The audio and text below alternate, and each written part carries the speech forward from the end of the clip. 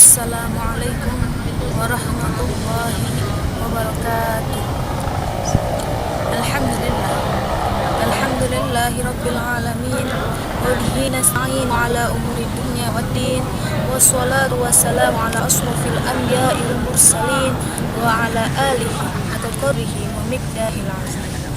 Rabbi israh li sadri wa yassir li amri wahlul 'uqdatam min lisani yafqahu qawli. Amin ya rabbal alamin.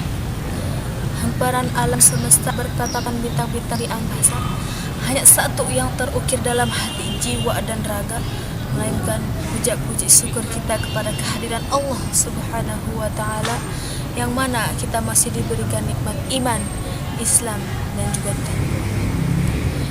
Salawat bertangkaikan salam, yuk mari kita hanturkan kepada pemuda padang pasir yang rela tubuhnya berlumuran darah, berselimutkan pedang demi menegakkan kalimat La ilaha illallah Muhammadar Rasulullah, yakni Habibina wa Syafi'ina wa Maulana Muhammadin sallallahu alaihi wasallam.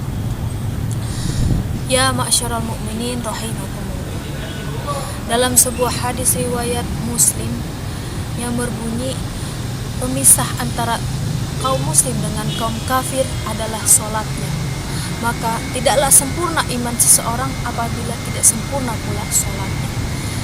Di sini saya akan mencoba untuk mengulas sedikit tentang keutamaan sholat. Seperti kita ketahui, sholat itu merupakan tiang agama. Sholat juga merupakan rukun Islam yang kedua. Maka dari itu, dalam sholat kita sehari-hari, Allah Subhanahu wa ta'ala menjawab pertanyaan-pertanyaan apa yang telah kita baca dalam sholat.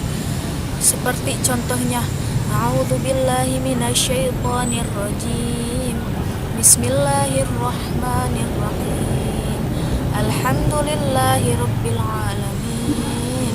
Segala puji semesta Allah. Maka Allah menjawab, hambaku telah memujiku. Ar-Rahmanir-Rahim, yang maha pengasih lagi maha penyayang. Maka Allah menjawab, hambaku telah memujimu. Maliki yaumiddin, yang menguasai hari pembalasan. Maka Allah menjawab, hambaku lagi-lagi telah memujimu. Ihdinas syiratal mustaqim, tunjukilah kami ke jalan yang lurus. Maka Allah menjawab, akan aku berikan jalan yang lurus kepada hamba. Syiratal ladzina an'amta alaihim ghairil maghdubi alaihim waladdallin, jalan yang engkau beri nikmat atas mereka, bukan jalan yang engkau murkai kepadaku. Maka Allah menjawab, akan aku berikan nikmat kepada hambaku dan akan aku jauhkan kemurkaanku kepada hambaku. Subhanallah. Maka dari itu Allah Subhanahu wa ta'ala menyuruh kita untuk melaksanakan sholat, terutama sholat fardu. Dari surah yang tadi saya bacakan, secara tidak langsung kita setelah berdialog dengan Allah Subhanahu wa ta'ala. Karena sholat ini amalan yang paling utama dan akan dihisab pada hari kiamat. Seseorang itu adalah sholat yang amalan sholatnya. Oleh karena itu janganlah kita berusaha untuk meninggalkan sholat. Karena apabila seseorang yang sengaja meninggalkan sholat, maka ia sama saja seperti melupakan Allah Subhanahu wa ta'ala. Dalam sebuah hadis Rasulullah yang berbunyi, lau anna naharon bibabi ahadikum fayaftasilu kulla yaumin khamsan.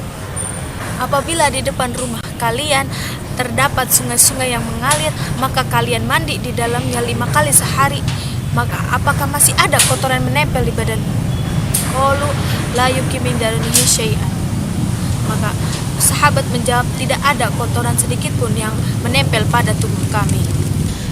Maka Rasulullah menjawab, seperti itulah perumpamaan orang-orang yang sholat, mengerjakan sholat, maka Allah akan menghapus segala dosa-dosanya.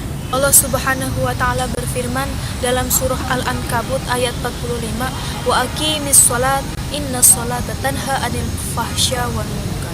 Dan kerjakanlah sholat, sesungguhnya sholat akan menjauhkan kalian dari perbuatan keji dan mungkar. Oleh sebab itu, sebagaimana orang muslim, marilah kita menjaga sholat, karena sholat itu merupakan kewajiban bagi setiap muslim dan muslimah.